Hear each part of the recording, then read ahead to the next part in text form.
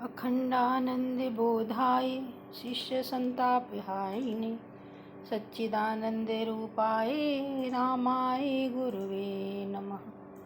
ओम पूर्णमदः पूर्णमिदं पूर्णात् पूर्णमुदच्यते पूर्णस्य पूर्णमादाय पूर्णमेव अवशिष्यते। ओम शांति शांति शांति। प्रणाम भगवान। ईशावासी उपनिषद नवनीतम स्वामी हंसानंद सरस्वती जी की व्याख्या।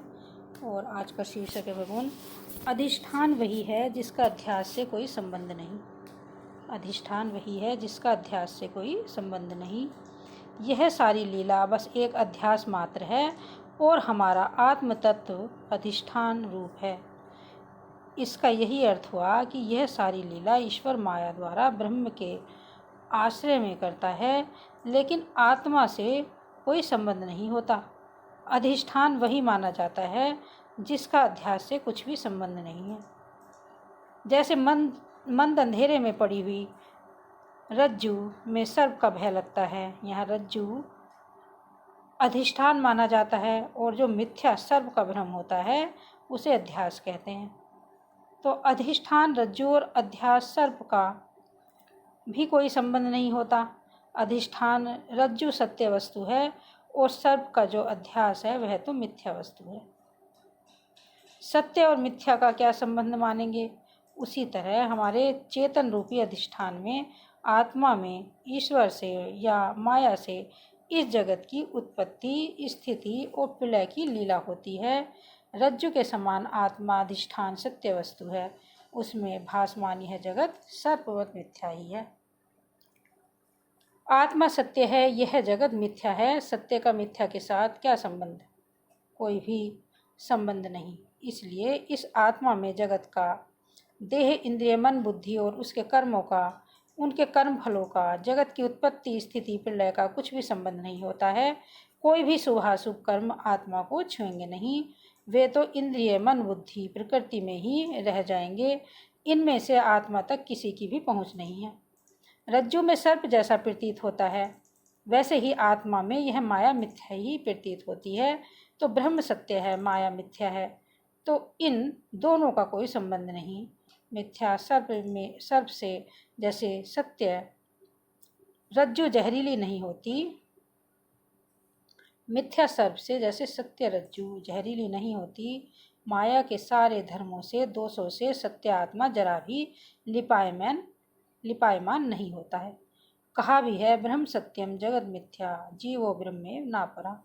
ब्रह्म सत्य है, जगत मिथ्या है, जीव तो ब्रह्म ही है, अन्य कोई नहीं। यह वेदांत का सिद्धांत है। सत्य और मिथ्या का कोई संबंध नहीं होता है। जितने भी कर्म होते हैं वे सब इंद्रिय, मन, बुद्धि, प्राणों में होते हैं और केवल माया से ही होते हैं। और रज्जु में सर्प की तरह, मरुभूमि में मृग जल की तरह, सीपी में चांदी की तरह, अंधेरे में चोर प्रेत बेताल की तरह, ठूठ में मनुष्य के भ्रम की तरह, आकाश में नीलिमा की तरह यह माया हमारे आत्मा में मिथ्या ही प्रतीत होती है। सुषुप्ति प्रकृति है और जागृत स्वप्न के सारे पदार्थ यह संसार है।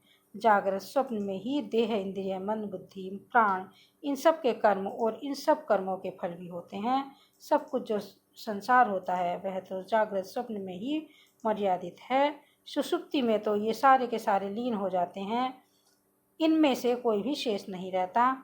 सुषुप्ति अर्थात अज्ञान अर्थात मूल प्रकृति माया आत्मा में रज्जुवत मिथ्या प्रतीत होती है। आकाश के समान निर्बल आत्मा माया की नीलिमा से ढका हुआ है। भगवान ने भी कहा है, न अहम प्रकाशः सर्वस्य योग माया समावृता। आत्मा तो शुद्ध, उज्ज्वल, निर्मल, सूर्य से भी अनंत गुणा प्रकाशमान है। वहाँ कौन से दोष आएंगे? ये तो माया की लीला है। हम शुद्ध निर्मल आत्मा में माया से यह जागृत स्वप्न सुषुप्ति का सुख दुख में संसार तो दिखाई पड़ रहा है, मगर वास्तव में तो है ही नहीं। हमें शुद्ध निर्मल आत्मा में माया से यह जागृत स्वप्न सुषुप्ति का सुख दुख में संसार तो दिखाई पड़ रहा है, मगर वास्तव में तो है ही नहीं, मिथ्या ही प्रतीत हो रहा है। यह आत्म तत्व तो शुद्ध का शुद्ध ही है। यहाँ चौथे मंत्र का विवरण पूर्ण हो गया। और अब कल भगवान चलेगा 5वां मंत्र। ओम शांति ही शांति ही शांति। प्रणाम भगवान।